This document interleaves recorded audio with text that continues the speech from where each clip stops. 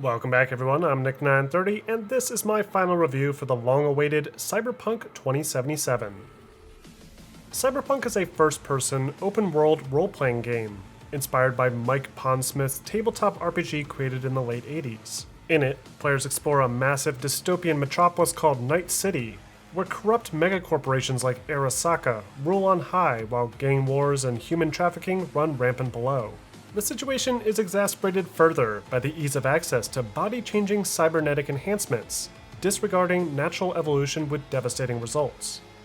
It's a hugely ambitious setting, and one that is coupled with a well-written story, great gameplay mechanics, and a beautiful art direction. But after a good 40-some hours of playtime, it's plain to see that this game wasn't really ready to hit store shelves, as it suffers from a plethora of technical hangups. But before we dive into all of that, let's first go over the game's story. In Cyberpunk 2077, players take on the role of V, a high-strung mercenary with a reputation for getting things done. But after botching a heist, V is left in critical condition, with only a short time to set things right before succumbing to his or her unique injury. It's a compelling narrative, and is enhanced further with some fantastic voiceover performances, good pacing, and a complex web of player choice.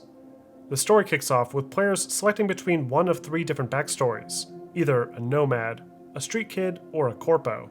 And each of these three backstories offers their own unique intro sequences, along with unique dialogue choices throughout the course of the main campaign. However, outside of these instances, and maybe a few specific side missions sprinkled throughout, the backstory choice doesn't seem to change the overarching plot, or even the personality of V all that much. That being said, the choices that the player makes do have a fundamental impact on how the game plays out. This opening mission, for example, that has you finalizing a deal with a local gang, can be approached a number of interesting ways, like coordinating with a corpo agent to secure the necessary funds for the transaction, or just going in solo with the intention for things to get hot. The actual dialogue choices themselves could use a little work, as they sometimes don't accurately reflect what V's voice actor actually wants to say, but it's otherwise a really well-designed narrative system. The game features a wide range of supporting characters as well, all of which are coupled with some nice voice and motion capture performances. Cyberpunk also does a fantastic job with its overall pacing and mission structure. Every mission, both main and side, are very entertaining. The main quest can take anywhere from 30 minutes to an hour to complete, with lots of characters to interact with and exciting action set pieces mixed in for good measure. And the side missions, while not as robust, come close to matching the level of polish offered by the main quest line. Normally, side missions in these open-world games task players with completing meaningless tasks for forgettable NPCs. And while there's definitely some of these missions in Cyberpunk, a majority of the side activities are varied and fun to complete, and can offer big set-piece firefights and stealth sequences. And a lot of times, these side quests lead to valuable new gear, or even a chance for some awkward video game romance. Even the seemingly more repetitive and annoying tasks you'll get called to do can offer something enjoyable for the player, like ridiculous Easter eggs and references to other pop culture material. I'm going to kill you, and all the cake is gone. But I think the aspect of Cyberpunk's story that really steals the show is undoubtedly Johnny Silverhand, played by the famous actor Keanu Reeves. I don't want to dive too far into detail here, as I feel this gets too much into spoiler territory, but the dynamic relationship between Johnny and V is fantastic, and turns the story around significantly once he's introduced. It adds an aspect that, while not necessarily original, still feels really well thought out, and it's this narrative aspect that I think will stick with the player long after the credits roll. But of course, the story isn't everything, so let's turn our attention over now to the available gameplay features. Cyberpunk at its core is a first-person shooter built heavily around its robust RPG leveling mechanics. Players will spend practically all their time in Night City completing missions, ranking up their character, and blasting away enemies using a variety of crazy sci-fi weaponry. If you're familiar with other looter shooter titles like Borderlands or Destiny, then this should all function about as you'd expect. However, what Cyberpunk does differently from those games is that it gives players much more freedom to approach missions that are on way. Players that favor more action, for example, can go in guns blazing, blasting enemies to bits, jumping into the air, and slicing them apart using cybernetic mantis arms, while stealthier players can choose to mark their targets and distract them with clever quick hacks, and then slip by unnoticed. It feels decently fleshed out regardless of what style you choose to adopt, though I do wish the game's diplomatic options were more robust. I rarely found there to be ways to talk my way out of situations, even relatively tame confrontations like almost hitting a pedestrian on the street with a car and then being met with police officers opening fire without so much as a warning. And the game's stealth mechanics, while serviceable, still feel a bit too basic, with a weird requirement to grab an enemy first before initiating a takedown animation. As you progress further, you'll unlock more abilities like an aerial takedown. But overall, the stealth mechanics feel noticeably dated, and I found myself having much more fun with the open combat as a result. The combat is certainly one of the stronger of the gameplay mechanics offered in Cyberpunk. There's a lot of great abilities incorporated here that help to make you feel more and more badass as you progress further in the story. You'll start things off with fairly basic first-person combat maneuvers, like being able to sprint, crouch, peek around corners, and slide along the floor. But as you enhance your character, you'll eventually unlock access to much more advanced tricks, like being able to slow down time during a dodge, or double jumping high in the air. And when combined with a highly varied arsenal, the combat feels much more satisfying and intense. Weapons include your standard array of pistols, shotguns, MGs, and sniper rifles. But there's also specific variants and affiliated brands that offer their own distinct advantages, like these power weapons that can punch clean through walls and hit enemies on the other side, or smart weapons whose projectiles can track mark enemies and hit them around corners. I had fun testing out all the new weapons I found, and assuming it was the proper level for the enemies I was dealing with, they all felt satisfying to use.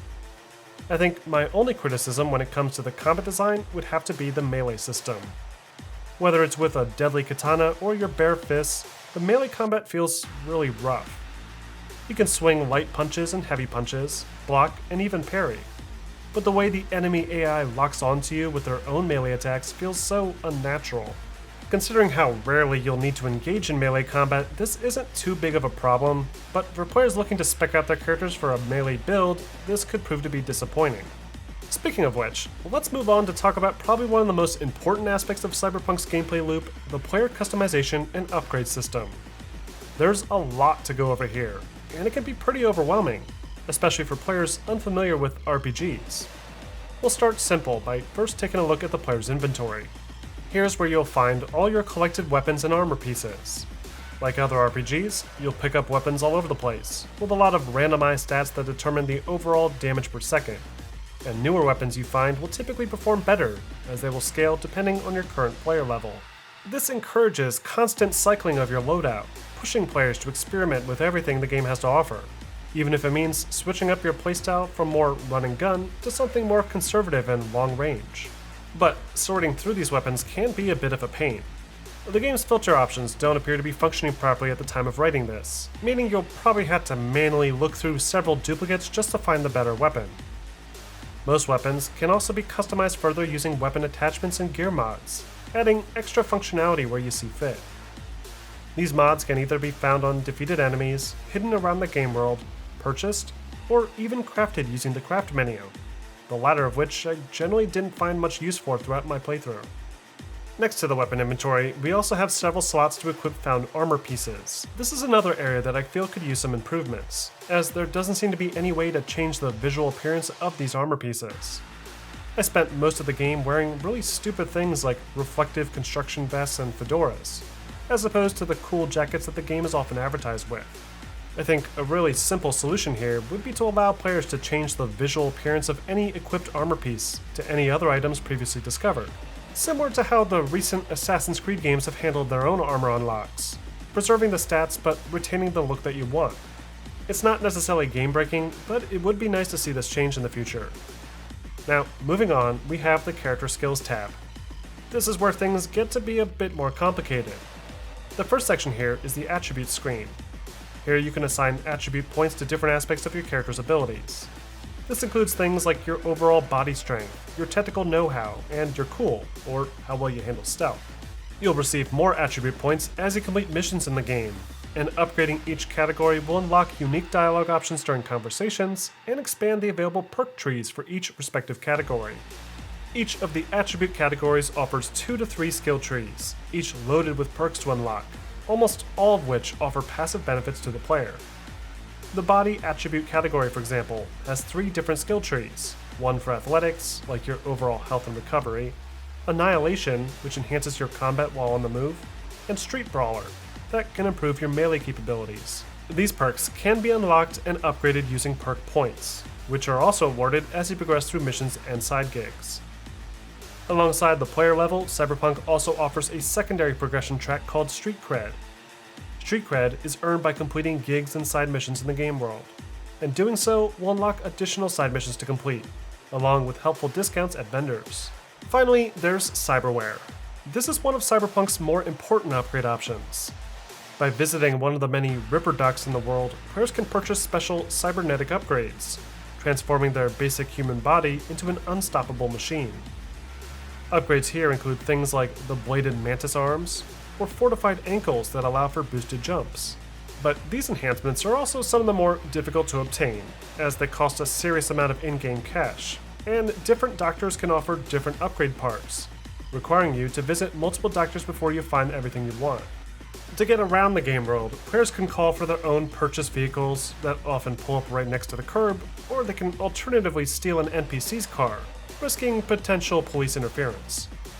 The cars are alright, though the controls could certainly be a bit tighter, especially when trying to make tight turns. And the physics do feel a bit lacking, making head-on collisions feel really weak. Though, if you really get annoyed with the driving, you can always just take advantage of the many fast travel stations around the map as well. So, overall, I'm decently satisfied with Cyberpunk's core gameplay design. Sure, the melee system is wonky and the stealth mechanics could use some fine-tuning, but I really like the combat mechanics and the progression options that kept me entertained all throughout. So now, let's turn our attention over to the elephant in the room, the visuals and the performance. Cyberpunk 2077 is up there as one of the most visually impressive looking games that I've ever played. With realistic looking character models, an incredibly dense game world, and an absolutely gorgeous lighting direction. However, getting it to actually run at this level of quality is a different story. Even on the absolute top-of-the-line computer specs, Cyberpunk only manages a little over 20 FPS when outputting at a native 4K resolution and cranking up all of NVIDIA's special ray tracing features. You can of course obtain a more stable average frame rate by switching on DLSS, but I immediately notice a huge drop in the sharpness of the image quality as a result. Surprisingly, the new PlayStation 5 and Xbox Series X actually managed to pull off a stable 60 frames per second, with only a few minor dips here and there depending on the scene. There's no ray tracing features, as these are technically the PS4 and Xbox One versions being enhanced on next-gen hardware, but it's impressive nonetheless. But then we get to the actual PS4 and Xbox One platforms, where the experience is just barely passable at best. I tried this game out on the PS4 Pro last week during a stream, and not only did it run terribly, but it looks substantially worse than its next-gen and PC counterparts. On top of this, the game feels incredibly unstable, and even crashed as soon as I walked out the front door into Night City. And then there's the bugs. No matter what platform you play on, you'll no doubt run into countless bugs throughout your playthrough. These bugs can range from simple things like clothing items clipping through players' view or characters T-posing, to even more severe problems like NPCs popping up in front of the player's vehicle, or missions not triggering properly. At almost every turn, I felt like I was encountering another unintended problem with the game, and because of the unique sci-fi theme, sometimes it can be hard to know when the game is actually glitching out, or if it's just part of the game's story. Almost every TV panel out in the open world has this weird flickering effect that seems to be unintentional, and the relic artifacting that is supposed to fade away after a few seconds sometimes lingers, requiring a full game restart. I even had my controller constantly disconnect every time I pressed the A button, with no solution other than disconnecting it from the system and reinitializing it, an issue that I never ran into before. Hopefully, these problems will be ironed out in the near future, especially performance and visual quality on old-gen platforms. But until then, just bear in mind that while the game itself is very good, there's several layers of annoying bugs and glitches that you'll have to dig through before you can get to it. Overall, Cyberpunk 2077 is both fantastic and seriously flawed at the same time. The game's story is engaging, the gameplay is loads of fun, and there's a lot of replayability for players to enjoy. But the technical problems are simply impossible to ignore, especially considering how much time fans have spent waiting for this game to finally be released, only to receive what feels like an unfinished product. I have no doubt that CD Projekt will address most of these issues, especially considering that they had some similar launch woes back when The Witcher 3 first released. But until then, you should absolutely consider if the game's story and gameplay outweighed the almost definite bugginess you're bound to run into. So, what do you guys think? Are you willing to give Cyberpunk a shot despite its technical shortcomings, or are you going to wait instead? Let me know in the comments section. Also, if you do plan on picking this game up on PC, be sure to grab your copy at GOG.com, which will not only give you a DRM-free copy of the game, but it'll also go straight to supporting both this channel and the developers working on the game. You can find a link for that listed in the description. And be sure to stay tuned for my next big documentary project that will take a deep dive into the history of CD Projekt's breakaway hit series, The Witcher. You can stay up to date on progress for that video project on my Twitter or through my Patreon page. And of course, don't forget to like and subscribe for more videos posted every week.